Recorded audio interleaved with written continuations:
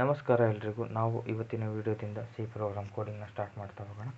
Previous 3 ವಿಡಿಯೋದಲ್ಲಿ basics of C ಪ್ರೋಗ್ರಾಮ್ನ ನೋಡ್ತಾ ಹೋಗಿದ್ದು. ಸ್ಟ್ರಕ್ಚರ್ ಯಾವ ಥರ ಇರುತ್ತೆ, ಬೇಸಿಕ್ ಕಾನ್ಸೆಪ್ಟ್ ಯಾವ ಥರ ಇದ್ದಾವೆ, ಜೊತೆಗೆ ಬೇಸಿಕ್ ಪ್ರೋಗ್ರಾಮ್ ಯಾವ ಥರ ಇರುತ್ತೆ ಅಂತ. ಈಗ ಬೇಸಿಕ್ ಪ್ರೋಗ್ರಾಮ್ನ ನೋಡ್ತಾ ಹೋದರೆ ಈ ಥರ ಒಂದು ಬರ್ತಾ ಹೋಗುತ್ತೆ. ನಾವು ಆಲ್ರೆಡಿ ನೋಡಿದ್ದೀವಿ ಪ್ರಿಂಟರ್ ಫಂಕ್ಷನ್ ಯಾವ ಥರ ಕೆಲಸ ಮಾಡುತ್ತೆ ಅಂದ್ಬಿಟ್ಟು, ಜೊತೆಗೆ clear screen function, get C H function ಯಾವ ಥರ ಕೆಲಸ ಮಾಡುತ್ತೆ ಅಂತ ನಾವು ಆಲ್ರೆಡಿ ಪ್ರೀವಿಯಸ್ ವಿಡಿಯೋಗಳಲ್ಲಿ ನೋಡ್ತಾ ಹೋಗಿದ್ದೀವಿ.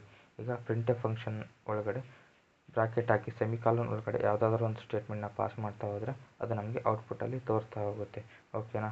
ಈಗ ಫಾರ್ ಎಕ್ಸಾಂಪಲು ಅದನ್ನೇ ನಾವು ನೋಡ್ತಾ ಹೋಗೋಣ. ಈಗ ನೋಡಿ, ಒಂದ್ಸತಿ ರನ್ ಮಾಡ್ಬಿಟ್ಟು ತೋರಿಸ್ತೀನಿ. ಔಟ್ಪುಟ್ಟಲ್ಲಿ ಕೋಡಿಂಗ್ ಇನ್ ಕನ್ನಡ ಅಂತ ನಿಮಗೆ ಬಂದಿದೆ. ಇವಾಗ ಅದೇ ಈಗ ಈ ಕೋಡಿಂಗ್ ಇನ್ ಕನ್ನಡ ಅಂತ ತೆಗೆದುಬಿಟ್ಟು ನಾವು ವೆಲ್ಕಮ್ ಅಂತ ಕೊಡೋಣ. ಈಗ ವೆಲ್ಕಮ್ ಅಂತ ಕೊಟ್ಬಿಟ್ಟು ಈಗ ರನ್ ಮಾಡೋಣ.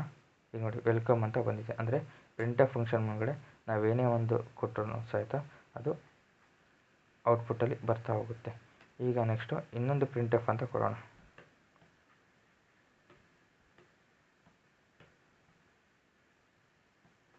ಪ್ರಿಂಟರ್ ಫಂಕ್ಷನ್ ಕೊಟ್ಬಿಟ್ಟು ಈಗ ಹೆಲೋ ಅಂತ ಅದರಲ್ಲಿ ಟೈಪ್ ಮಾಡೋಣ. ಹೆಲೋ ಅಂತೇಳಿ ನಾವು ಈಗ ಟೈಪ್ ಮಾಡಿದ್ವಿ. ಓಕೆನಾ. ನಾವು ಯಾವುದೇ ಒಂದು ಲೈನ್ನ ಎಂಡ್ ಮಾಡ್ಬೇಕಾದ್ರೆ ಈ ಸೆಮಿ ಕಾಲನ್ನ ಹಾಕ್ಬಿಟ್ಟು ಎಂಡ್ ಮಾಡಬೇಕು. ಅಂದರೆ ನಾವು ಯಾವುದಾದ್ರೂ ಒಂದು ಪ್ಯಾರಾನ ಬರಿತಾ ಇದ್ವಿ ಅಂದರೆ ಆ ಒಂದು ಲೈನ್ನ ಎಂಡ್ ಮಾಡ್ಬೇಕಾದ್ರೆ ಯಾವ ಥರ ಒಂದು ಫುಲ್ ಸ್ಟಾಪ್ನ ಹಾಕ್ಬಿಟ್ಟು ನಾವು ಎಂಡ್ ಮಾಡ್ತೀವೋ ಅದೇ ಥರ ಸಿ ಪ್ರೋಗ್ರಾಮ್ನ ಬರೀಬೇಕಾದ್ರೆ ಆ ಲೈನ್ನ ಎಂಡ್ ಮಾಡಬೇಕಾದ್ರೆ ನಾವೊಂದು ಈ ಥರ ಒಂದು ಸೆಮಿ ಕಾಲನ್ನ ಹಾಕ್ಬಿಟ್ಟು ನಾವು ಆ ಲೈನ್ ಎಂಡ್ ಮಾಡಬೇಕಾಗುತ್ತೆ. ಆಗ ಸಿ ಕಂಪೈಲರ್ಗೆ ಗೊತ್ತಾಗುತ್ತೆ ಈ ಲೈನ್ ಎಂಡ್ ಆಗ್ತಾ ಇದೆ ಅಂತ. ಓಕೆನಾ. ಈಗ ನಾವು ಇದೊಂದು ರನ್ ಮಾಡಿಬಿಟ್ಟು ನೋಡೋಣ ಯಾವ ಥರ ಬರುತ್ತೆ ಅಂದ್ಬಿಟ್ಟು.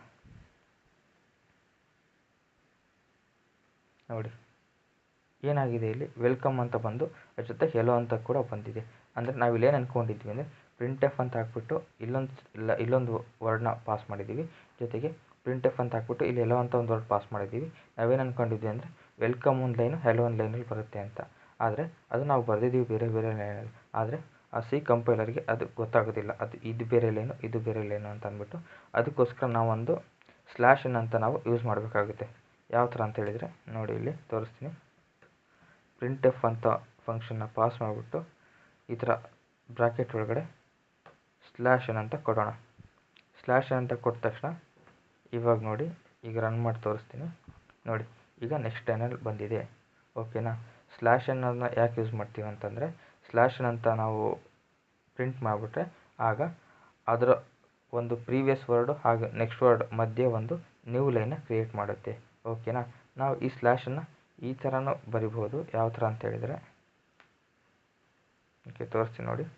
ಈ ಥರ ಫಸ್ಟ್ನೇ ಒಂದು ವರ್ಡ್ ಅಥವಾ ಸೆಂಟೆನ್ಸ್ ಆದಮೇಲೆ ಈ ಥರ ಸ್ಲ್ಯಾಶನ್ ಅಂತ ಬರೆದ್ಬಿಟ್ಟು ಈ ಥರ ಬ್ರ್ಯಾಕೆಟ್ನ ಕ್ಲೋಸ್ ಮಾಡಿಬಿಟ್ರೆ ಈಗ ರನ್ ಮಾಡ್ತಾ ನೋಡೋಣ. ಈಗ ನೋಡಿ, ಈಗಲೂ ಕೂಡ ಇದೇ ಥರ ನೆಕ್ಸ್ಟ್ ಲೈನ್ ಬಂದಿದೆ. ಮತ್ತು ಈ ಥರನೂ ಕೂಡ ಮಾಡ್ಬೋದು. ಯಾವ ಥರ ಅಂತ ಹೇಳಿದರೆ ಒಂದು ನಿಮಿಷ.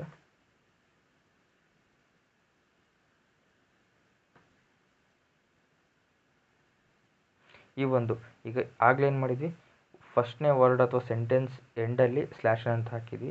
ಈಗ ಸೆಕೆಂಡ್ನೇ ವರ್ಡ್ಗಿಂತ ಮುಂಚೆ ಹಾಕೋಣ. ಇವಾಗ ಔಟ್ಪುಟ್ ನೋಡೋಣ. ಈಗ ಕೂಡ ಸೇಮ್ ಅದೇ ಥರ ಬಂದಿದೆ. ಓಕೆನಾ. ಈಗ ಇನ್ ಕೇಸ್ ನಾವೇನಾದರೂ ಈ ವರ್ಡ್ ಎಂಡಲ್ಲಿ ಹಾಕಿದ್ವಿ ಅಂತ ಅಂದ್ಕೊಳ್ಳಿ.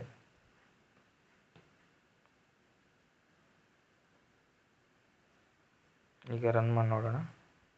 ನೋಡಿ, ಅದೇ ಥರ ಬಂದಿದೆ. ಅಂದರೆ ಕರ್ಸರ್ ನೋಡಿ ನೆಕ್ಸ್ಟ್ ಲೈನಲ್ಲಿ ಬಂದು ನಿಂತಿದೆ. ಅಂದರೆ ನಾವು ಎಲ್ಲಿ ಸ್ಲ್ಯಾಶ್ ಎನ್ ಅಂತ ಹಾಕ್ತೀವೋ ಅಲ್ಲಿ ನೆಕ್ಸ್ಟ್ ಲೈನ್ ಕ್ರಿಯೇಟ್ ಆಗ್ತಾ ಹೋಗುತ್ತೆ. ನಾವು ವೆಲ್ಕಮ್ ಮತ್ತು ಹೆಲೋ ಮಧ್ಯೆ ಆಗ್ಲೆಯಿಂದ ಹಾಕಿದ್ವಿ. ಆಗಲೇ ಏನಾಯ್ತು ಅಂದರೆ ಎರಡರ ಮಧ್ಯೆ ಒಂದು ನೆಕ್ಸ್ಟ್ ಲೈನ್ ಅನ್ನೋದು ಬಂದುಬಿಟ್ಟು ಹೆಲೋ ಅನ್ನೋ ನೆಕ್ಸ್ಟ್ ಲೈನಲ್ಲಿ ಬಂದಿತ್ತು. ಅದರಲ್ಲಿ ನಾವು ಹೆಲೋ ಅಂತ ಆದಮೇಲೆ ನೆಕ್ಸ್ಟ್ ಲೈನ್ ಅಂತ ಕೊಟ್ಟಿದ್ದೀವಿ. ಓಕೆನಾ. ಸ್ಲ್ಯಾಶನ್ ಅಂತ ಅದಕ್ಕೇನಾಗಿದೆ ಅಂದರೆ ಅದು ಹೆಲೋ ಆದಮೇಲೆ ಕರ್ಸರ್ ನೆಕ್ಸ್ಟ್ ಲೈನ್ಗೆ ಬಂದಿದೆ. ಓಕೆನಾ. ಸ್ಲ್ಯಾಶನ್ ಯಾಕೆ ಯೂಸ್ ಮಾಡ್ತೀವಿ ಅಂತ ನೋಡಿದ್ವಿ ನಾವು ಇದನ್ನ. ಓಕೆ, ನಾವು ಪ್ರಿಂಟೆಫ್ ಅಂತ ಎರಡು ಫಂಕ್ಷನ್ ಬರೆಯೋದು ಬೇಡ, ಒಂದೇ ಪ್ರಿಂಟೆಫ್ ಫಂಕ್ಷನಲ್ಲಿ ನಾವು ಯಾವ ಥರ ಒಂದು ನೆಕ್ಸ್ಟ್ ಲೈನ್ ಬರೀಬೋದು ಅಂತ ನೋಡೋಣ. ಈಗ ವೆಲ್ಕಮ್ ಆದಮೇಲೆ ಸ್ವಲ್ಪ ಸ್ಪೇಸ್ ಬಿಟ್ಬಿಟ್ಟು ಸ್ಲ್ಯಾಶನ್ ಹಾಕ್ಬಿಟ್ಟು ಈಗ ಹೆಲೋ ಅಂತ ಬರೆಯೋಣ ಇಲ್ಲಿ. ಇವಾಗ ರನ್ ಮಾಡೋಣ. ಇವಾಗ ನೋಡಿ, ಇವಾಗ ಕೂಡ ನೆಕ್ಸ್ಟ್ ಲೈನಲ್ಲಿ ಬಂದಿದೆ. ಇವಾಗ ಅರ್ಥ ಆಯಿತಾ ನಿಮ್ಗೆ ಯಾವ ಥರ ಒಂದು ಸ್ಲ್ಯಾಶನ್ ಯೂಸ್ ಮಾಡಿಕೊಂಡು ನೆಕ್ಸ್ಟ್ ಲೈನ್ ಬರೋದು ಅಂತ. ಈ ಒಂದು ಸ್ಲ್ಯಾಶ್ ಎನ್ ಈ ಥರ ಕೆಲವೊಂದು ಕ್ಯಾರೆಕ್ಟರ್ಗಳು ಬರ್ತಾ ಹೋಗುತ್ತೆ. ಅದನ್ನ ನಾವು ಎಸ್ಕೇಪ್ ಸೀಕ್ವೆನ್ಸ್ ಅಂತ ಕರಿತಾ ಹೋಗ್ತೀವಿ.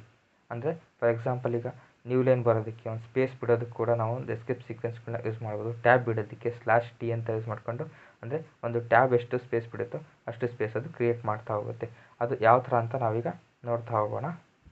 ಇದೇ ಥರ ಕೆಲವೊಂದು ಎಸ್ಕೇಪ್ ಸೀಕ್ವೆನ್ಸ್ಗಳನ್ನ ನಾವು ನೋಡ್ತಾ ಹೋಗೋಣ. ಈಗ ಆಲ್ರೆಡಿ /n ನೋಡಿದ್ವಿ. ನೆಕ್ಸ್ಟ್ ಲೈನ್ ಬರೋದು ಯಾವ ಥರ ಅಂದರೆ /n ಅಂದರೆ ನ್ಯೂ ಲೈನ್, ಅಂದರೆ move the cursor to the next line. ನಾವು /n ಎಲ್ಲಿ ಕೊಡ್ತೀವೋ ಅಲ್ಲಿ ಹೊಸ ಲೈನ್ ಕ್ರಿಯೇಟ್ ಆಗ್ತಾ ಹೋಗುತ್ತೆ. ಈಗ ವೆಲ್ಕಮ್ ಆದಮೇಲೆ /n ಕೊಟ್ಟು ಆವಾಗ ಹೊಸ ಲೈನಿಗೆ ಬಂದುಬಿಟ್ಟು ಅಲ್ಲಿಂದ ನೆಕ್ಸ್ಟ್ ಸ್ಟೇಟ್ಮೆಂಟ್ ಇದ್ದಿದ್ದು ಹೆಲೋ, ಆವಾಗ ನೆಕ್ಸ್ಟ್ ಲೈನಿಗೆ ಪ್ರಿಂಟ್ ಆಗ್ತಾ ಹೋಗ್ತು. ಓಕೆನಾ. ಇದೇ ಥರ /t ಈಗ ಹ್ಯಾರಿಜಾಂಟಲ್ ಟ್ಯಾಬ್. ಈಗ ನಾವು ಕೀಬೋರ್ಡಲ್ಲಿ ಒಂದು ಟ್ಯಾಬ್ ಕೀ ಇರುತ್ತೆ, ಅದನ್ನು ಪ್ರೆಸ್ ಮಾಡಿದಾಗ ಎಷ್ಟು ಸ್ಪೇಸ್ ಕ್ರಿಯೇಟ್ ಆಗುತ್ತೋ ಅದು ಅದೇ ಥರ /t ಅಂತ ಕೊಟ್ಟರೆ ಅದೇ ಥರ ಕ್ರಿಯೇಟ್ ಆಗುತ್ತೆ. ಈ ಥರ ಕೆಲವೊಂದು ಎಸ್ಕೇಪ್ ಸೀಕ್ವೆನ್ಸ್ಗಳಿದೆ, ನೀವು ಬೇಕಾದರೆ ನೋಡ್ಕೊಳ್ಳಿ.